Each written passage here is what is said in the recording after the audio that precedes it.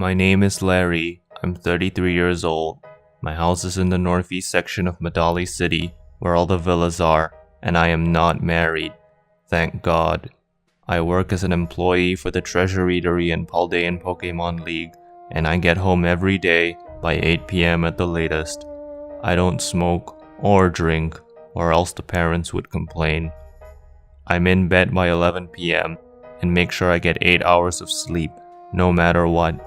After having a glass of warm moo milk and doing about 20 minutes of stretches before going to bed, I usually have no problem sleeping until morning. Just like a baby, I wake up without any fatigue or stress in the morning. I was told there were no issues at my last checkup. I'm trying to explain that I'm a person who wishes to live a very normal life. I take care not to trouble myself with any enemies, like winning and losing, that would cause me to lose sleep at night. That is how I deal with society, and I know that is what brings me happiness, or at least something close to it. Although, if I were to battle, I wouldn't lose to anyone. Normal. That's certainly one of the words of all time. When it comes to the other types, their names are generally fairly straightforward and unambiguous. Fire is fire, a rock is a rock, and insects are bugs unless you are an entomologist, in which case it's a bit more complicated. But what truly defines normalcy? No matter who you ask, the answer will differ. After all, the standards of normalcy are something which differ greatly from person to person, and are influenced by factors such as culture, upbringing, and society. What might be considered normal to me might be wildly exotic to you, and vice versa. It certainly is quite the question to ponder, isn't it? Well, luckily that isn't something I need to worry about. See, I'm a game designer. That means I solve problems. Not problems like what is normalcy, because that would fall within the purview of your conundrums of philosophy. I solve practical problems. For instance, how am I gonna stop players from wasting all their elemental moves and getting stuck with no other options? The answer, use normal. And if that don't work, use more normal.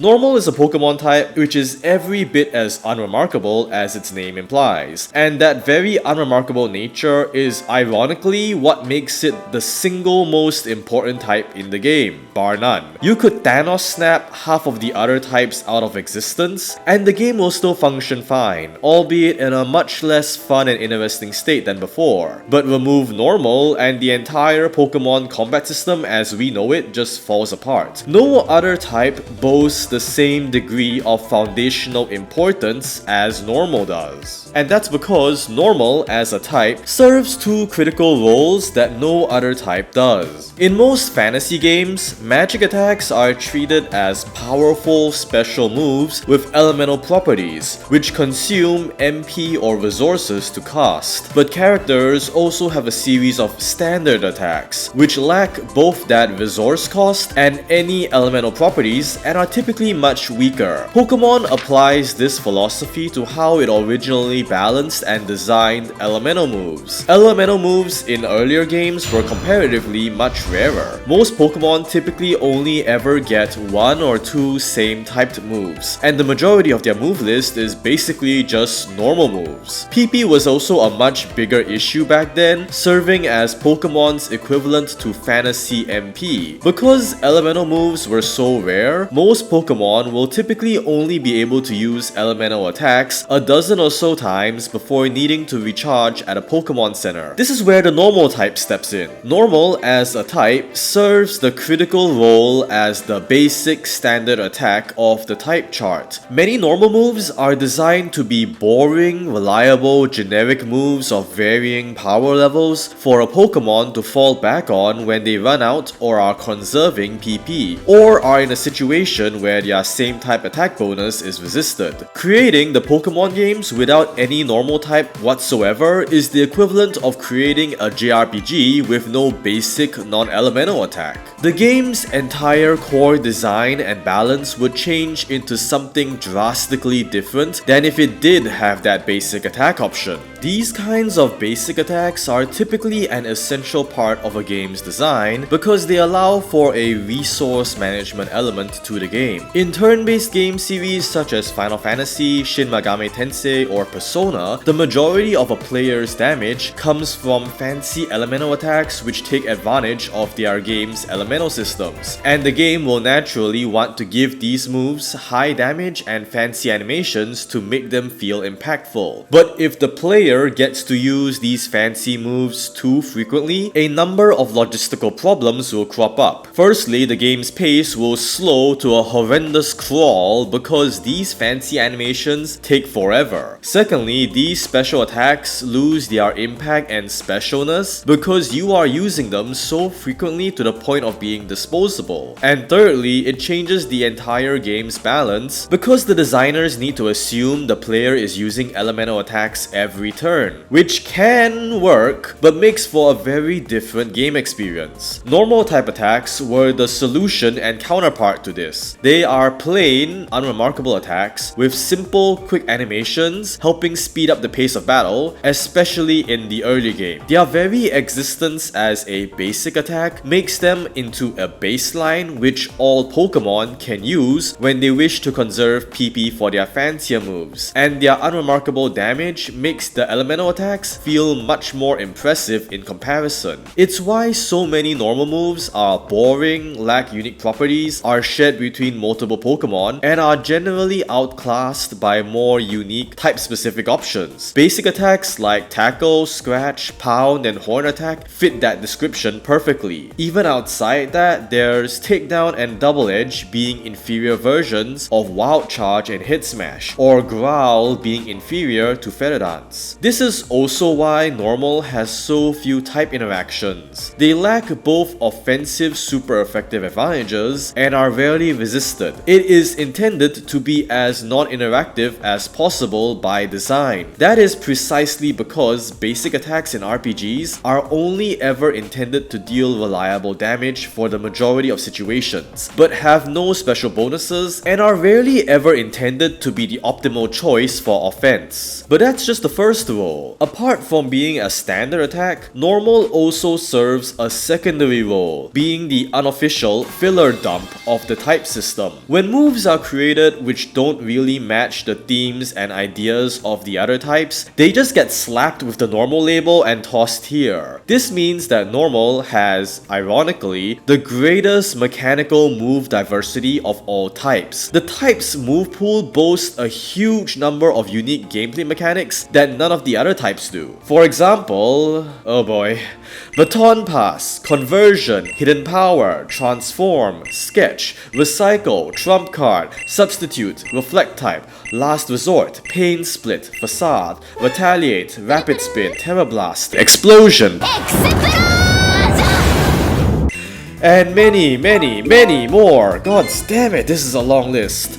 Even Normal's best same type attack bonus move has some weird gimmick. Return and Frustration are 102 base power moves with no additional properties. Until you remember, they are the only moves in the game to operate on the friendship mechanic and actually have the gimmick of having a variable base power that is dependent on friendship. It's just set to the maximum value by default for competitive scenarios like Showdown, but within the context of the original game's design, they are intended as a reward for engaging with the gimmick of the friendship mechanic. Basically, if the move does something weird, isn't an attack, and isn't exclusive to a specific Pokemon, there's a good chance it gets categorized as normal. There's pretty much zero rule about what a normal move is allowed to be outside of the easily fulfilled function of basic attack. The type is like a part-timer at a convenience store who ends their shift at 2 and spends the rest of their day being a crazed internet VTuber or whatever. I don't watch streamers, I don't know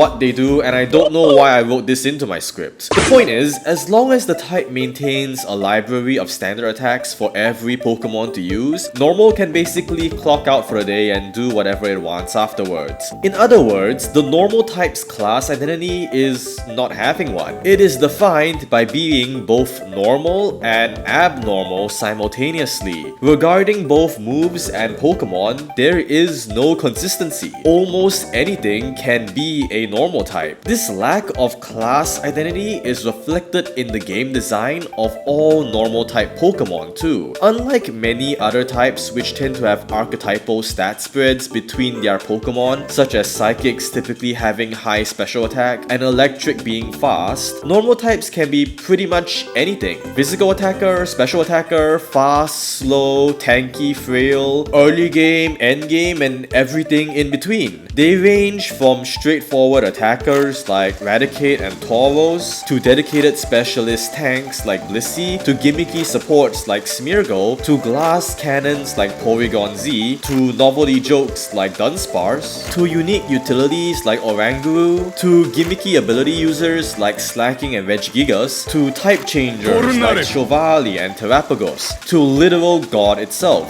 The move pools of these normal type Pokemon are rather interesting to note though. Back in the early days of Gen 1, move pools were extremely barren, with most Pokemon basically learning their main type moves and one or two optional coverage moves. But normal types had by far some of the most versatile move pools of all Pokemon. This was likely done as a point of balancing. The type system was basically the core game mechanic of Pokemon, so a type which basically doesn't interact at all with the type system by design would normally, be pretty underwhelming. So normal types were given a wide range of coverage to compensate, essentially making them into versatile generalists who could fit any role a player wants. They were intended to be less powerful than Pokemon with other types who could benefit from stab super effective hits and resistances, but compensated for that by having high overall stats and being able to do a little bit of everything. Of course, in practice, due to the many oddities of Gen 1, normal ended up being one of the best types in the game, both for in-game and competitive use. This was still at a stage of the franchise's life where abilities and complex mechanics didn't exist yet, meaning that Pokemon back then were way more reliant on raw stat numbers compared to the modern day. Turns out, when every Pokemon's move pools were that bad and most Pokemon struggled to do anything, type advantages didn't end up being as impactful as initially expected. Normal type Pokemon being able to dish out good amounts of consistent neutral damage and take a few unresisted neutral hits made them pretty great for every possible situation a player would face. Of course, there were other factors, such as Hyper Beam being the best move in the game. In Gen 1, if you KO the Pokemon with Hyper Beam, the recharge turn is skipped, meaning you could constantly spam it if the cards were lined up. The move was so powerful, almost every physical attacker in the game could viably use it as a finisher. Normal types having stab on Hyper Beam pretty much gave them some of the highest neutral damage in the game, making Tauros into the most powerful sweeper in all of Kanto. Generation 1 Pokemon was so strange and had so little design documentation, it's pretty hard to tell if Hyper Beam's recharge turn was a bug or an intended mechanic to incentivize players to use it as a powerful finisher. Regardless, the charge skip mechanic got removed in Gen 2, so the question of whether it was a bug or a feature doesn't really matter anymore. Also, normal was not properly kept in check because both fighting and rock types basically failed at their jobs, but we'll elaborate further on those types when we get there. And when it comes to how normal types evolved over the years in regards to its Pokemon, moves, and the overall type, well, it pretty much didn't evolve.